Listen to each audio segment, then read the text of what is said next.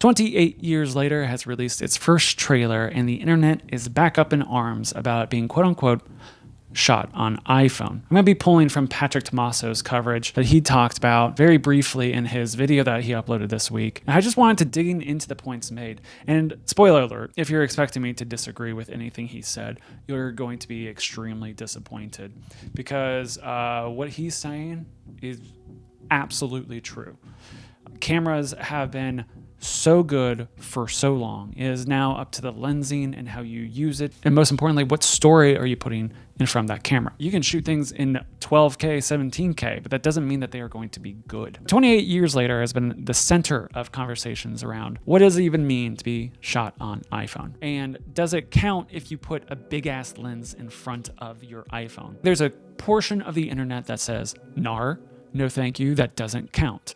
That is cheating. Maybe cheating is reductive, but I just feel like that word does summarize the general feeling behind the note, if you will.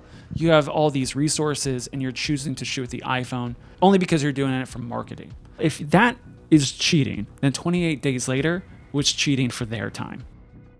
The budget for 28 Days Later was small compared to blockbusters, but in today's money, the budget would equate to right around $15 million USD. It's not a no-budget movie. Danny Boyle had already directed The Beach with Leonardo DiCaprio. Now, the cinematographer of 28 Days Later does kind of discuss this in the ASC article, that 35mm would have been impractical for the budget and the scale. $15 million in today's money can get you so far, but it can't shut down Piccadilly Circus. It can't give you the Tower of London in the background. You know, like these iconic opening scenes made it hard for them to do it in 35. They chose mini DV for the aesthetics of today, the aesthetics of 2001, the immediacy of the format. So if you're frustrated or view it as preposterous to use an iPhone kitted out to that extent on a set, just realize the crew of 28 Days Later did the exact same thing. They had to rig it out for time code, for audio. They had external monitors.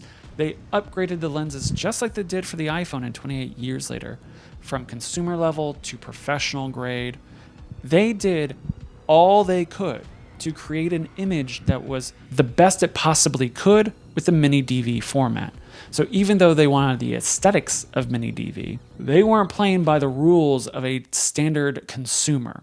They actually shot on a higher quality camera than what an iPhone would be considered. They shot on the Canon XL1, which would be basically today's FX6, which, if that's the conversation, then we already know how good of an image Sony FX series can produce. The FX3 and the creator settled that conversation.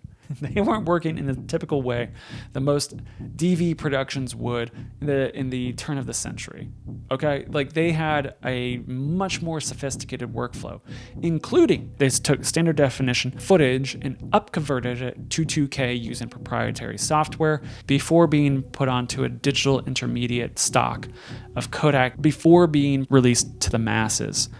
28 Days Later was working on the same mentality that 28 Years Later is. They used the consumer product of the day, but did not let that hold them back from using every tool available to make sure it hit a quality threshold that was beyond what anyone shooting a mini DV school project could achieve. And people achieved some beautiful work with DV, by the way. There's some really good films out there that were shot with DV. And it's also fascinating looking at 28 Weeks Later, shot on 35. And I think we can all agree the originals are the classics. Just because something is being shot with the iPhone, with DV, with 35mm, with IMAX, does not make it good, does not make it a classic. What makes it classic will never be the format. What makes it classic is the skills of the director, crew, and talent in front and behind the camera. Subscribe. Thank you so much. Bye.